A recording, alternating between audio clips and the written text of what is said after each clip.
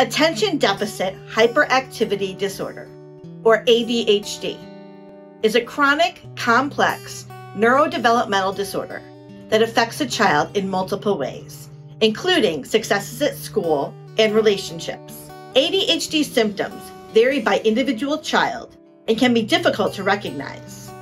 Keep watching to learn what to watch for if you think your child may be affected by ADHD. Hi, I'm Kim Feeney, licensed independent social worker and registered play therapist supervisor. Welcome to my channel. During the past decade, I have helped hundreds of children and families lead healthier emotional lives. I'd like to help your family too.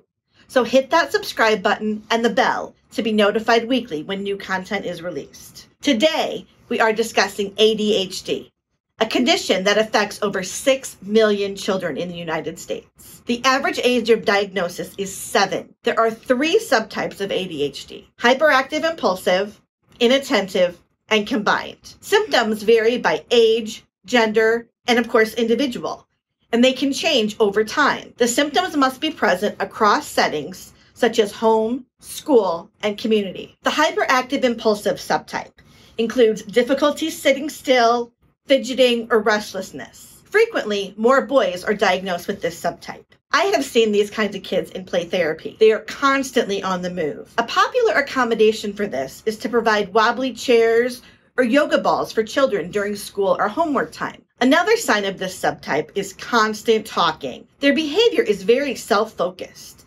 often interrupting or having trouble waiting their turns. Kids may have tantrums when they don't go first during a game, or they may also blurt out answers in class or interrupt family members during dinner time. Touching and playing with objects, even if they are not related to the task at hand, is a popular activity for this subtype of ADHD. Equipping kids with small but quiet fidget toys assists children in keeping their hands to themselves.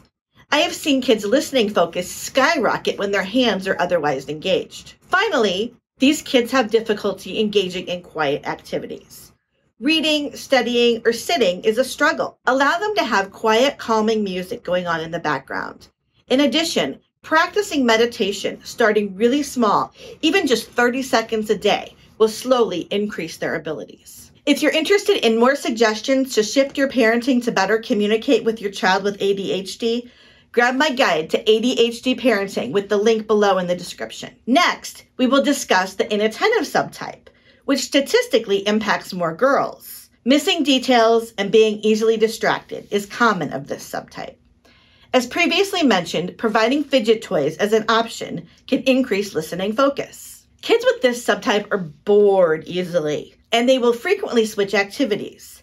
I have seen kids in my playroom engaging in 10 various activities during the course of a 45-minute session. Another symptom of the inattentive subtype is losing items needed to complete a task, such as pens, pencils, or papers. I recommend walking kids through organizing their supplies at the end of each day.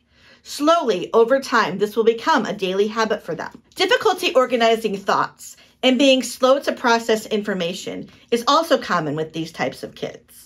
I advise parents to give directions one at a time, allowing kids to have a chance for small successes. Finally, daydreaming is a common occurrence with inattentive children. They will just stare off into space and ignore everything else around them. Comment below and let me know what behaviors your child is currently struggling with.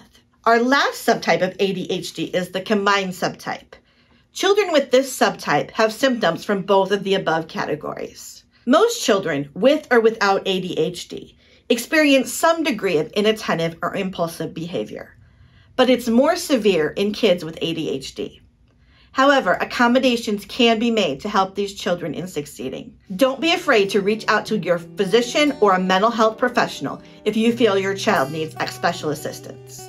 And don't forget, grab the guide to ADHD parenting with the link below in the description. If you enjoyed this video, please give it a thumbs up and consider subscribing. On the screen are some other videos you may also enjoy. Thanks for watching, and wherever you are in your day, hug your child and make it a great one.